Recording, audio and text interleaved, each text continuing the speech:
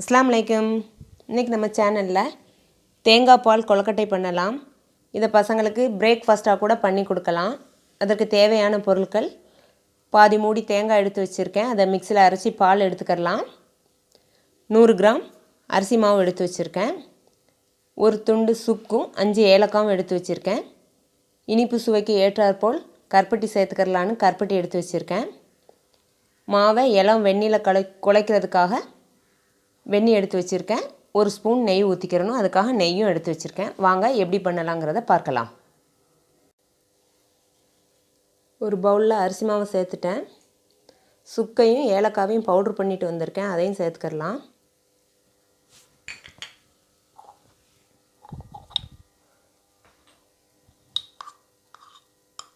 ஒரு ஸ்பூன் நெய் ஊற்றிக்கிறலாம்.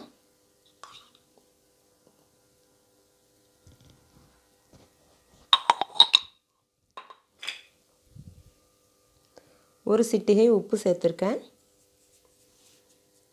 இப்போ எல்லாம் வெந்நீர் வச்சு மாவை குழச்சி எடுத்துக்கலாம். கொஞ்சம் மாவு தண்ணி ஊற்றி மாவு பிசைஞ்சு எடுத்தாச்சு. சப்பாத்தி மாவு பதத்துக்கு பிசைஞ்சு எடுத்திருக்கேன். இது இருக்கட்டும். எடுத்து வச்சு அரை மூடி தேங்காவையும் மிக்சியில் அரைச்சி பால் எடுத்துகிட்டு வந்தாச்சு. எடுத்த மாவில் 1 ஸ்பூன் எடுத்து வச்சுருக்கேன், கொழுக்கட்டை பண்ணும்போது கரைச்சி ஊற்றுறதுக்காக. வாங்க மாவை உருட்டி எடுத்துக்கிறலாம். பிசைஞ்ச மாவில் கொஞ்சமாக எடுத்து உருட்டிக்கிறலாம். இதே மாதிரியும் உருட்டலாம். சிலிண்டர் ஷேப்லையும் உருட்டலாம். நம்ம விருப்பம் எப்படியோ அப்படி உருட்டி எடுத்துக்கிறலாம்.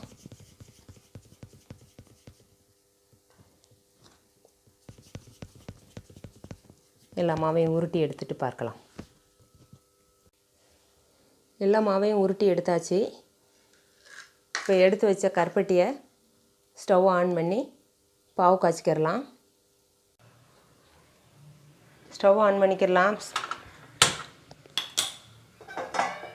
ஒரு பாத்திரத்தில் 1 கிளாஸ் தண்ணி ஊற்றிருக்கேன். இதில் எடுத்து வச்ச கருப்பட்டி சேர்த்துக்கிறலாம்.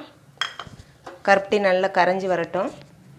கரைஞ்சதும் வடிகட்டிட்டு கொழுக்கட்டை பண்ண ஆரம்பிச்சிடலாம். கருப்பட்டி நல்லா கரைஞ்சிருச்சு. ஒரு அலசல் வச்சு ஃபில்ட்ரு பண்ணி எடுத்துக்கிறலாம்.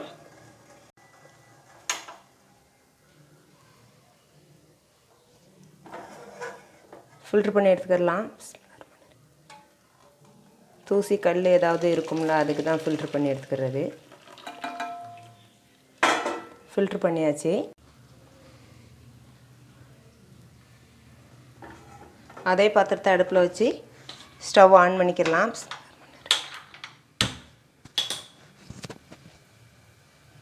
ஃபில்ட்ரு பண்ணி எடுத்த கருப்பட்டி பாகை சேர்த்துக்கிறலாம். கொதி வரட்டும். கொதி வந்ததும் உருட்டி வச்ச கொழுக்கட்டையை சேர்த்துக்கிறலாம். கொதி வந்துருச்சு. ஸ்டவ்வை மீடியம் ஃப்ளேமில் வச்சுட்டு ஒரு கொழுக்கட்டையாக எடுத்து சேர்த்துக்கிறலாம்.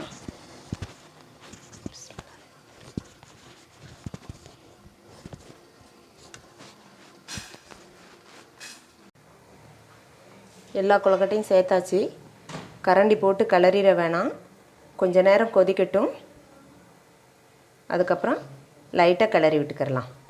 இப்போமே கிளறினேன்னா உடஞ்சிரும். கொதி வந்துருச்சு. லைட்டாக கலக்கி விட்டுக்கிறலாம். வேகட்டும்.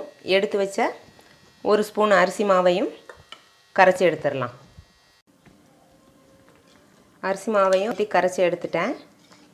இப்போ கொதிச்சிட்ருக்க கொழுக்கட்டையோடு சேர்த்துக்கிறலாம். கிளறி விட்டுக்கிறலாம். மாவு கரைச்சி ஊற்றுனதும் கிளறிட்டு இருக்கணும், இல்லைன்னா அடி பிடிச்சிரும். ஒரு அரை கிளாஸ் தண்ணியும் ஊற்றிருக்கேன். இப்போ எடுத்து வச்ச ஏலக்காய் பவுடரை சேர்த்துக்கிறலாம். ஸ்டவ் ஆஃப் பண்ணிவிட்டு எடுத்து தேங்காய் பாலை சேர்த்துக்கிறலாம்.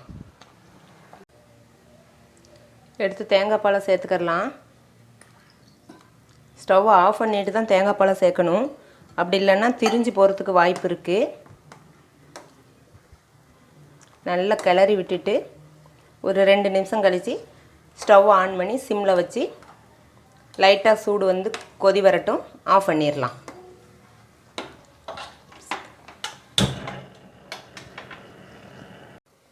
தேங்காய் பால் ஊற்றி லைட்டாக கொதி வந்துருச்சு. இப்போ ஸ்டவ் ஆஃப் பண்ணிக்கிறலாம். இதில் தேங்காய் துருவி போடுறதுனா கூட போட்டுக்கிறலாம். ஆனால் நான் இன்றைக்கி தேங்காய் துருவி போடல.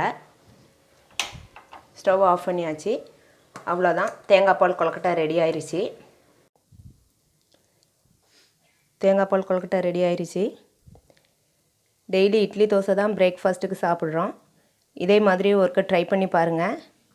எப்படி இருக்குன்னு கமெண்டில் சொல்லுங்கள். நம்ம சேனல் பிடிச்சிருந்தால் லைக் பண்ணுங்கள், ஷேர் பண்ணுங்கள், சப்ஸ்கிரைப் பண்ணுங்கள், பெல் ஐக்கானை கிளிக் பண்ணுங்கள். அஸ்ஸலாமு அலைக்கும்.